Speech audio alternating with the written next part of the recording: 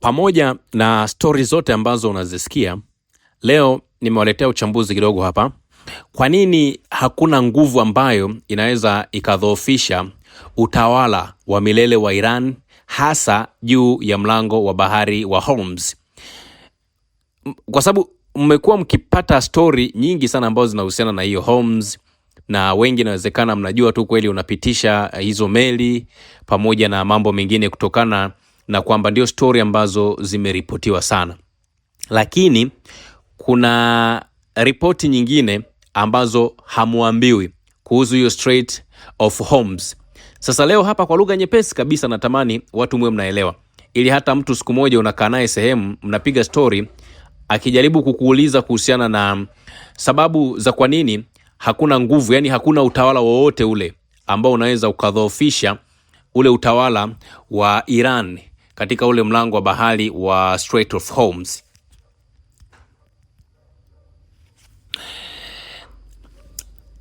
Najua wengi tunafahamu kwamba mlango bahari huu wa Hormuz ni njia ambayo ni ya kimkakati sana ya majini, ambayo ipo kati ya ghuba ya Uajemi na ghuba ya Oman.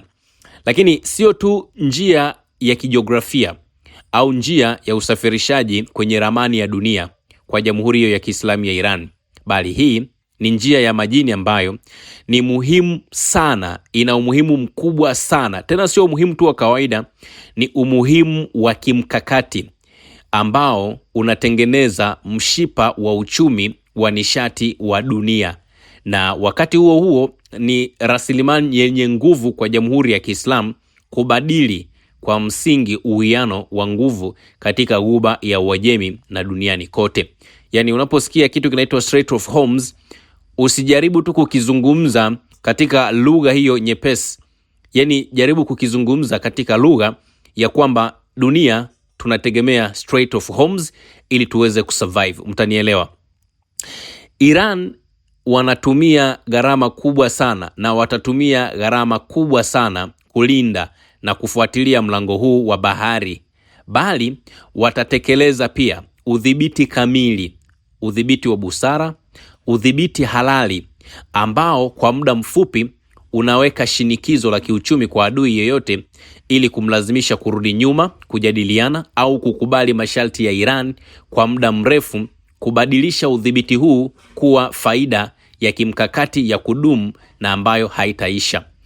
Yani ili ufanikiwe kuitawala Ukerewe ya jijini Mwanza, basi ni lazima uhakikishe umezikamata njia zote za kuingia Ukerewe. Kamata njia kwa maana ya meli zile ambazo zinatoka Mwanza zinaenda Ukerewe, halafu nenda kakamate kule Kisoria kwa watu ambao wanapita Bunda. Maana yake ni kwamba watu wa Ukerewe watalazimika kutumia safari ndefu sana kuingia katika jiji la Mwanza, ijapokuwa na wao wapo ndani ya jiji la Mwanza. Ni mfano ambao nimejaribu kuwatengenezea.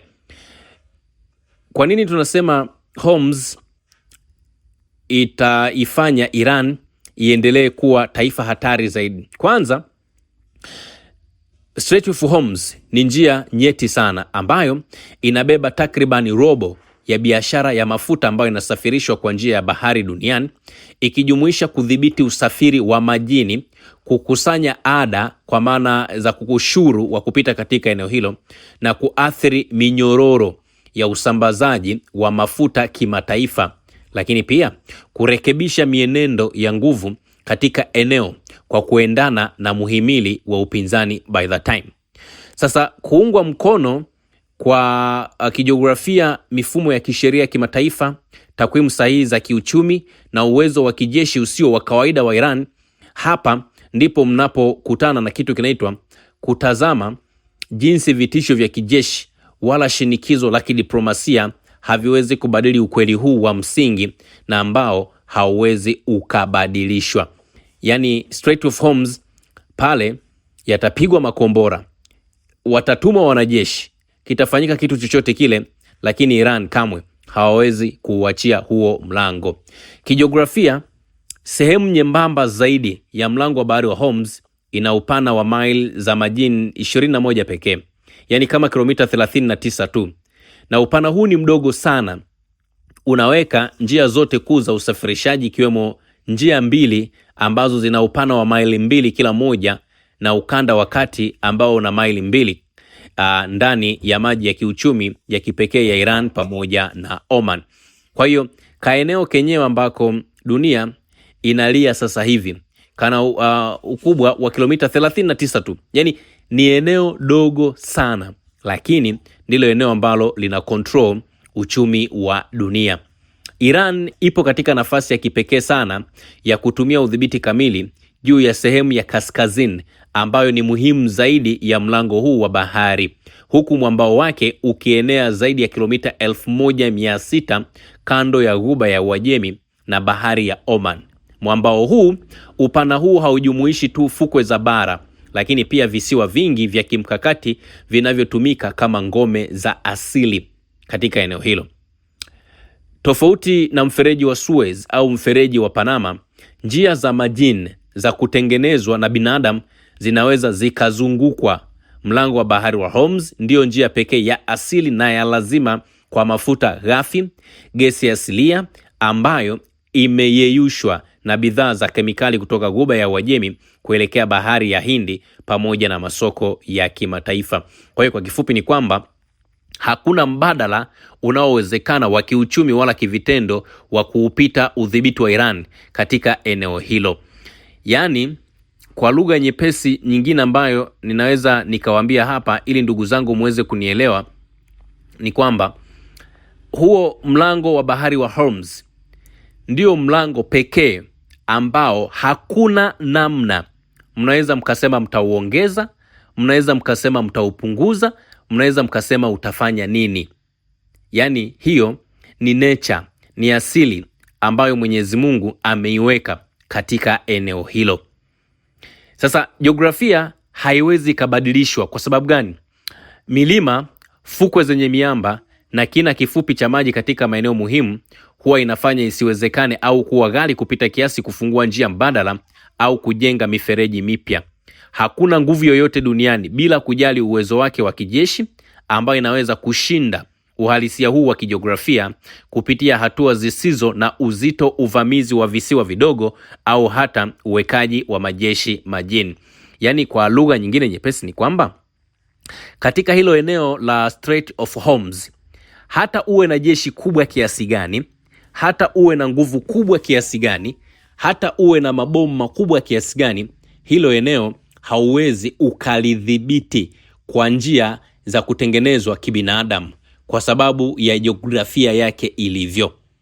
Mwambao mrefu usiopenyeka wa Iran ni ukuta wa asili ambao unahitaji nguvu kazi na msaada wa vifaa vinavyozidi uwezo wa majeshi makubwa zaidi duniani ili kutekeleza au kuudhibiti.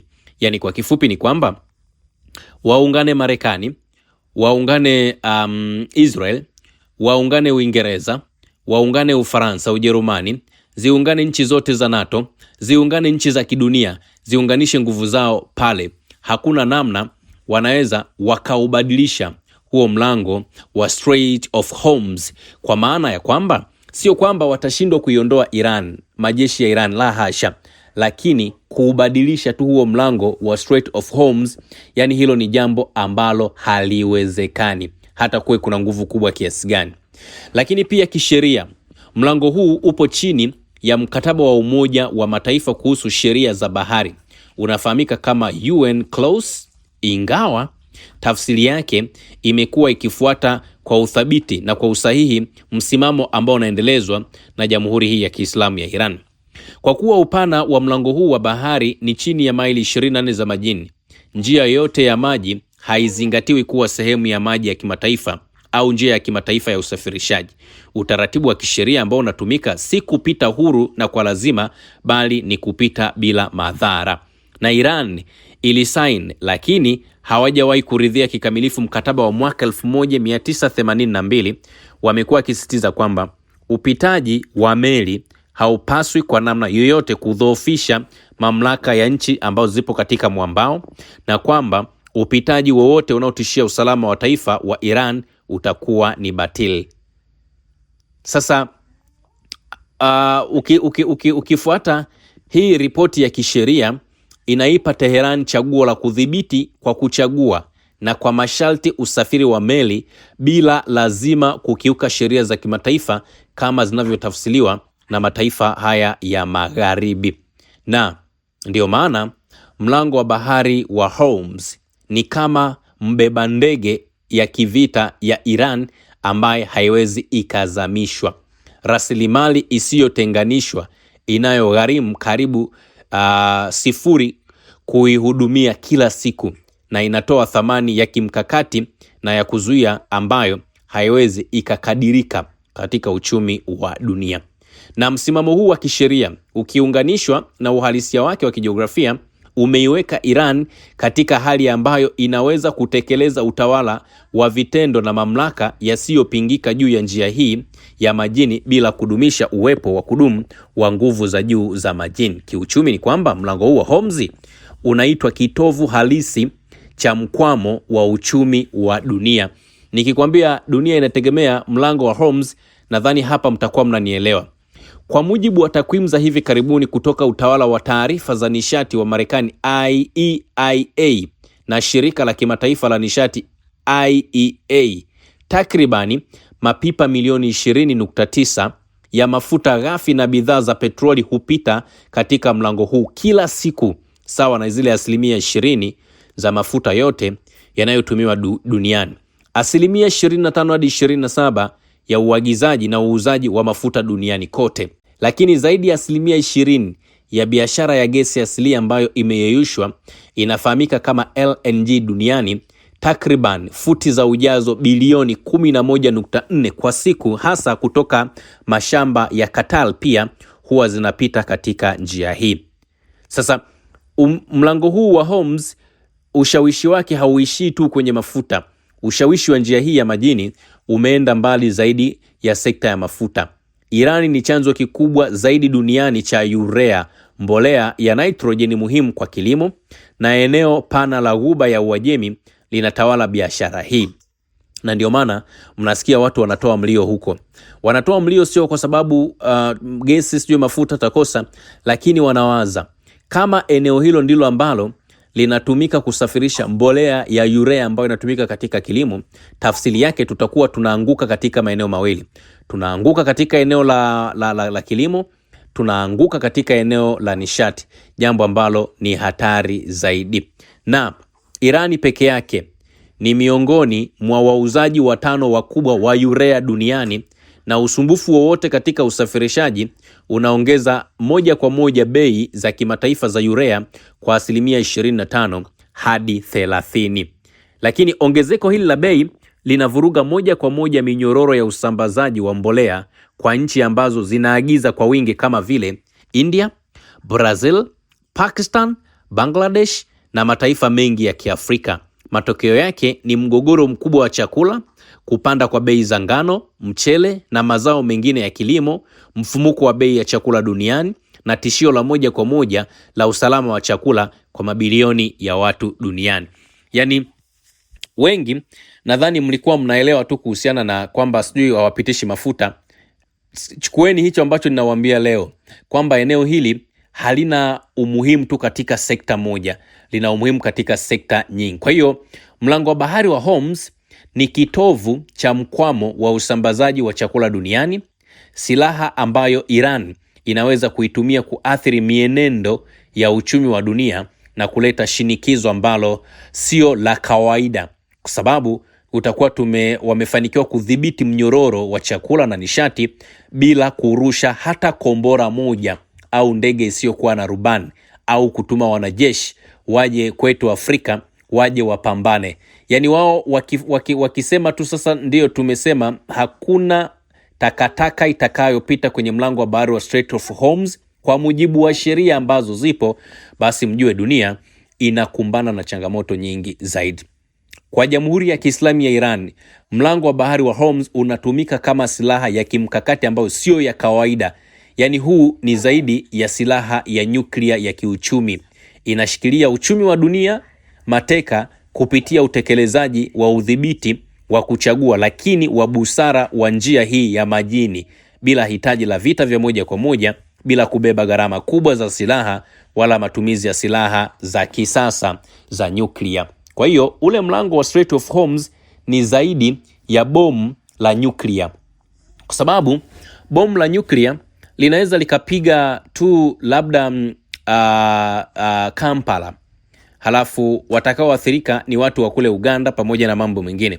Lakini Iran wanatumia eneo hili kwa sababu wanajua kila taifa duniani, kila binadamu duniani ataathiriwa kutokana na wao kuziba mwanya wa kupita katika eneo hili. Sasa mkakati huu ndio ambao unatumika kuleta shinikizo kubwa na la haraka la kiuchumi ambalo linamfanya mpinzani ama kukimbia katika eneo hilo ama kukubali kujadiliana au kukubali masharti ya Iran bila kuwa na chaguo jingine lolote lile.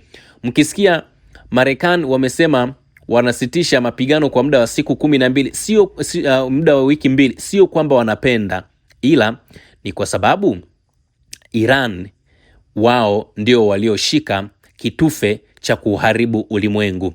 Lengo la muda mrefu kwa Iran linaweza likawa ni kwanza kubadili udhibiti wa muda kwa mpangilio wa kwamba wakusanye ada za kupita kutoka katika meli, lakini pili kudhibiti kwa kuchagua usafiri, yani uhuru wa kupita kwa meli rafiki katika Ghuba ya Uajemi au vikwazo na marufuku kwa zile hasimu, na kufafanua upya kabisa kanuni za mwingiliano katika Ghuba ya Uajemi kwa kuendana na maslahi ya Jamhuri ya Kiislamu ya pale Iran na muhimili wa upinzani.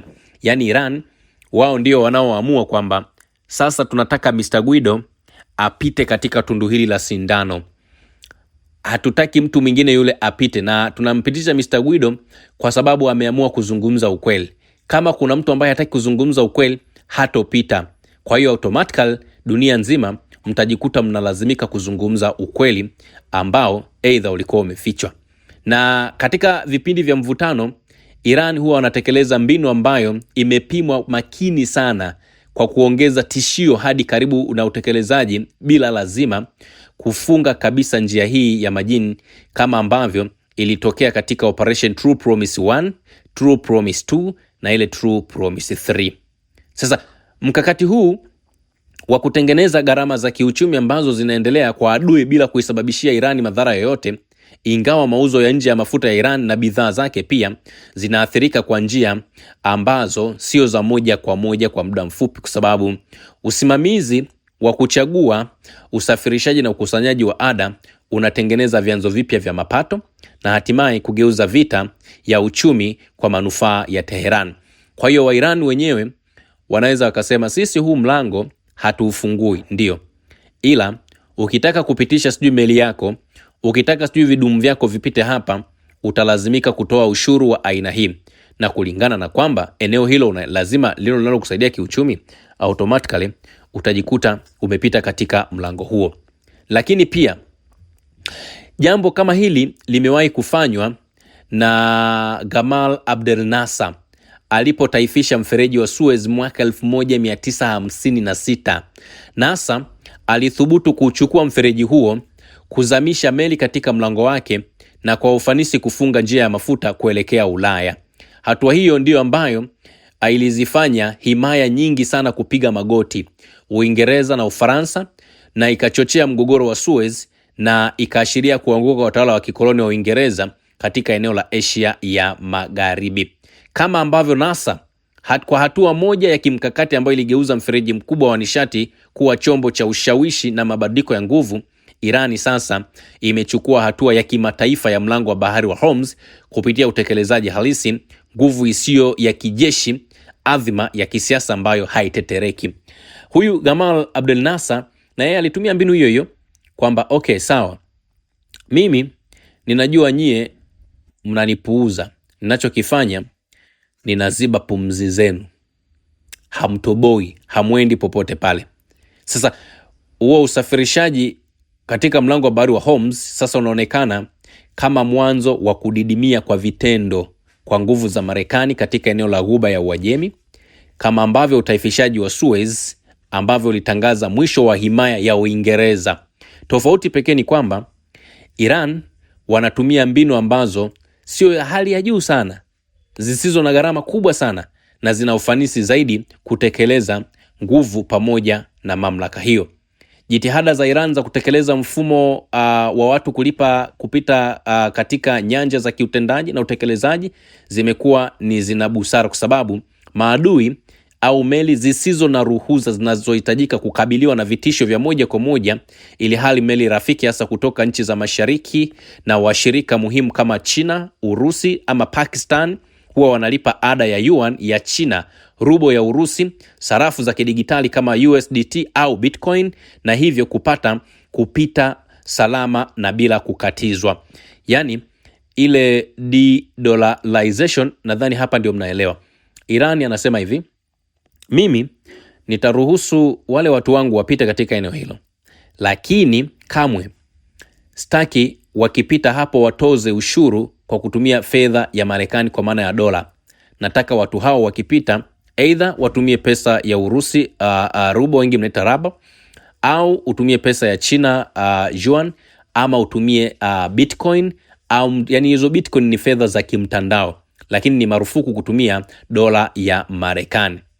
Sasa hili ndilo limekuwa lina changamoto, kwa sababu kwa hivi sasa kuna matumizi ya mfumo wa malipo wa kimataifa wa China unafahamika kama China's International Payment System, CIPS, mitandao mingine ya benki na mifumo ya malipo ya kidigitali.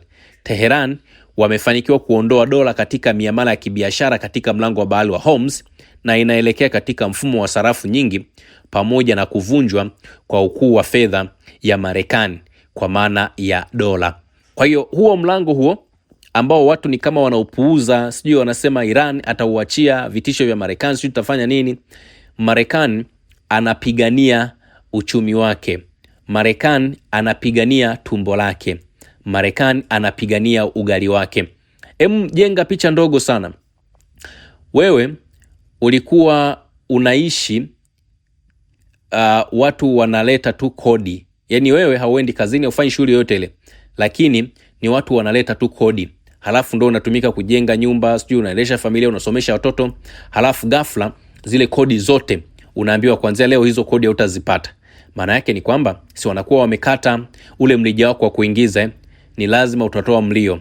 Utasema niko tayari kwa lolote ile, hata ikibidi tupambane. Kwa hiyo Iran wamekuja na mpango huu ambao wanasema wao ni lazima dunia iheshimu Iran. Yani ni lazima dunia iheshimu Iran. Na udhibiti wa Iran katika mlango huo hautegemei nafasi za kudumu za ardhini ambazo zinazunguka njia hii ya maji. Udhibiti kamili unatekelezwa kupitia makombora ya kupambana na meli, ndege zisizo na rubani za masafa marefu zenye uwezo wa kufika karibu kilomita 2000, na mifumo ambayo imeunganishwa ya uongozi na imeunganishwa na rada. Sababu pia pili ni ubora wa juu kabisa wa Iran katika vita visivyo vya kawaida vya kiwango cha chini na kiwango cha juu, kwa sababu wamefanikiwa kwanza kupitisha mabomu chini ya bahari katika mlango huo, sio kwa kutumia meli za juu ya maji, bali wana makombora fulani yanafahamika kama Fajr-5 ambayo yanarushwa kutoka umbali wa kilomita 70. Yani kutoka umbali wa kilomita 70 kutoka chini ya mlango huo wa Strait of Hormuz. Hao ndio wa Iran. Na makombora haya yanaweza yakasambaza mabomu ya baharini ya sumaku, ya kisasa na yenye akili katika urefu wote wa mlango huo, na kufanya usafirishaji wa majini kuwa hauna faida kabisa kiuchumi. Na kuondoa mabomu hayo katika njia hii ya maji kunahitaji si chini ya miezi 6, kipindi ambacho uchumi wa dunia ungepata pigo kubwa katika usambazaji wa nishati na usalama wa chakula duniani. Kwa hiyo Iran, hiyo Strait of Hormuz, ukiachilia mbali kwamba sijui inalindwa kwa staili ambayo nyewe mnaijua, lakini kuna makombora, kuna mabomu ambayo yanaulinda mlango huu, ambayo yapo umbali wa kilomita 70 kutoka kwenye usawa wa bahari, yani kutoka kwenye usawa wa maji ambao wewe unauona. Sasa ili wafanikiwe kuondoa eneo hili ni kwamba ni lazima itumike sio chini ya miezi 6 kufanya operation ya kuondoa hayo makombora ambayo yamewekwa na Iran. ni muda mrefu sana. Gharama za ziada za aina hii kwa vita ya Iran ni ndogo, maelfu ya dola kwa kila bomu, adui akipata hasara mabilioni ya dola kila uchao, bila kusahau kuvurugika kwa minyororo ya ugavi wa kimataifa. Lakini pia historia ndefu ya Iran na hesabu yake sahihi ya kimkakati. Iran mara nyingi wamewahi kuzungumzia kufunga mlango wa Hormuz, lakini hajawahi kutekeleza, kama ambavyo ilionekana wakati wa migogoro ya miaka ya 80, 2011, 2012 na miaka ya hivi karibuni. Tishio lenyewe ilikuwa ni kizuizi madhubuti. Nguvu yoyote ambayo inajaribu kujibu lugha ya Iran ya tishio la moja kwa moja kuwa lugha yao wenyewe, mara nyingi huwa wanakabiliwa na uwezekano wa kukumbana na changamoto hiyo. Yaani, dunia tangu kuumbwa kwake hatujawahi kukumbana na Iran kuufunga huo mlango wa Strait of Hormuz. Mara nyingi wamekuwa wakizungumza tutaufunga, lakini karne ya 21 chini ya utawala wa Donald Trump, rais wa 47 wa Marekani, Iran imefanikiwa kuufunga huo mlango. Sasa dunia nzima sasa hivi inalalamika, dunia nzima inatoa mlio kwamba kumbe tulikuwa tunaiona Iran kama taifa fulani hivi, walipokuwa wanasema Iran ni taifa fulani ambalo kila ngome ambayo huwa inataka kupigana nayo huwa inaanguka. Inawezekana binadamu hatujawahi kuelewa, lakini sasa kwenye karne hii kila mmoja wetu anaelewa ni ipi nguvu ya Iran. Ndio maana kule juu nilisema hakuna dola, hakuna taifa, hakuna kiongozi, hakuna muhimili ambao unaweza kuharibu nguvu ya Iran Mashariki ya Kati. Usisahau kusubscribe, like na kubonyeza alama ya kengele